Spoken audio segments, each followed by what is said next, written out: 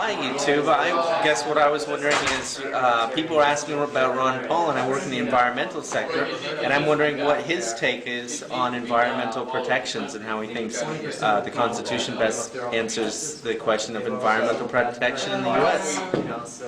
Good. I think it's one of the challenges that libertarians and conservatives have, because I don't think they address that subject well enough and frequently enough.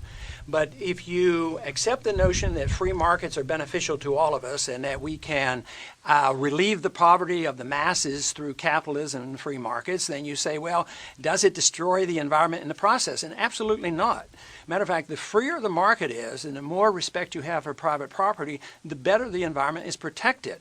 In the 19th century, during the early stage of the Industrial Revolution, there was a careless disregard for the environment.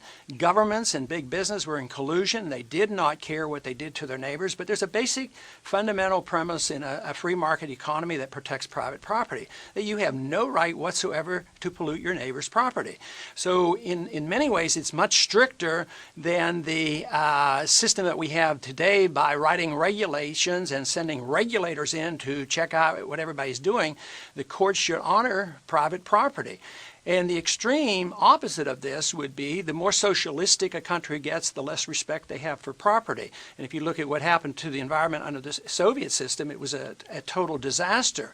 But property is much better taken care of when it's privately controlled. It's when the government gets control of it, they destroy it. The idea of the commons, and when everybody owns the land or the property, nobody owns it and nobody cares for it, and special interests get involved. So you want to get as much property into the hands of private owners because they have a self-interest in taking care of it. But the principle that we have to emphasize, you do not have a right to pollute your neighbor's property. You can't go next door and dump your garbage in their yard. Everybody knows that. But you shouldn't be able to dump any garbage in the air. You shouldn't be able to dump any garbage in the water.